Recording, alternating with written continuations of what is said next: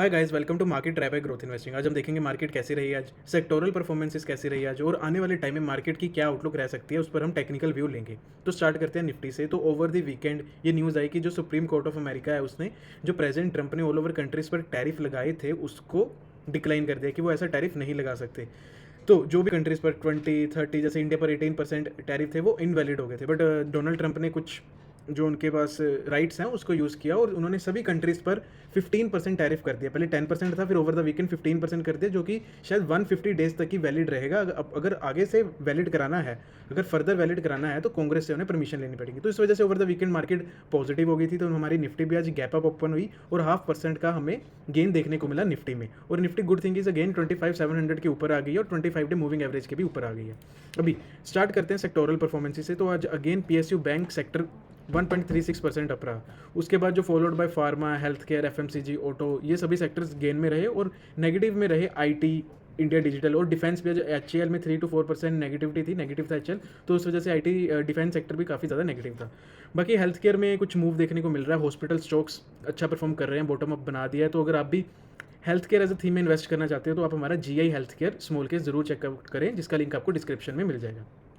अभी हम बात करते हैं ब्रॉडर मार्केट की। ब्रॉडर मार्केट कैसे रही आज? तो आज निफ्टी मिड कैप में 0.16% का फॉल देखने को मिला। बाकी सभी इंडेक्सेस 0.5% पॉजिटिव थे। निफ्टी मिड कैप में नेगेटिव इसलिए रहा because overall IDFC first bank और एयू स्मॉल फाइनेंस बैंक में ओवर द वीकेंड कुछ नेगेटिव न्यूज़ थी, जिस वजह से वो 15% and 5-6% AU small finance bank भी डाउन था। तो उस वजह से पूरा इंपैक्ट इंडेक्स पर आ गया। और अगर हम बात करें number of stocks above 200 DMA तो लिटिल इंप्रूवमेंट देखने को मिली है। 1.5% ओवरऑल इंप्रूवमेंट देखने को मिली है।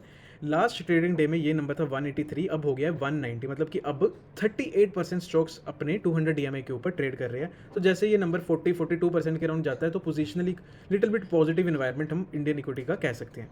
आज के अगर हम एडवांस डिक्लाइन रेशियो देखें तो 500 में से 293 स्टॉक्स आज पॉजिटिव रहे, 207 स्टॉक्स आज नेगेटिव रहे। मेजर आज स्मॉल कैप और मिड कैप ही आज थोड़ा ज़्यादा नेगेटिव था। बाकी निफ्टी 50 और निफ्टी नेक्स्ट 50 पॉजिटिव थे।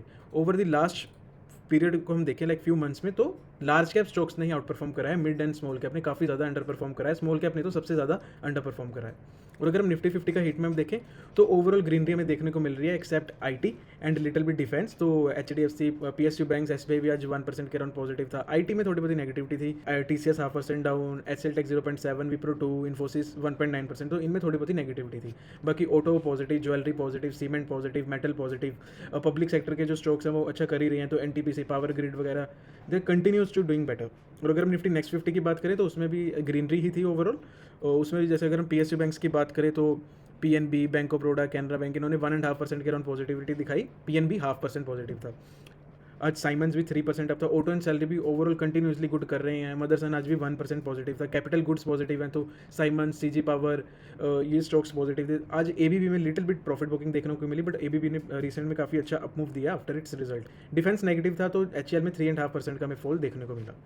अभी let's discuss overall market trend. तो अगर निफ्टी की हम बात करें तो निफ्टी वापस 25 डे मूविंग एवरेज के ऊपर आ गई है, तो लिटिल बिट पॉजिटिव सेटअप बन रहा है specific PSU stocks, auto stocks and port stock. तो अब जैसे ही निफ्टी अपना 19 फेब का हाई ब्रेक करते हैं विच इज़ 25,900, तो हम एक पॉजिटिविटी ओवरऑल मार्केट में देख सकते हैं और उसको बैकअप करना चाहिए number of stocks above 200 DMA. तो जैसे निफ्टी भी 25,900 के ऊपर जाती है, स्टॉक्स भी जो उनका परसेंटेज ऑफ अबव 200 डीएमए है वो 42-43% को क्रॉस करता है, तो ओवरऑल एक मीडियोकर बुलिश सेटअप हम उसको मान सकते हैं।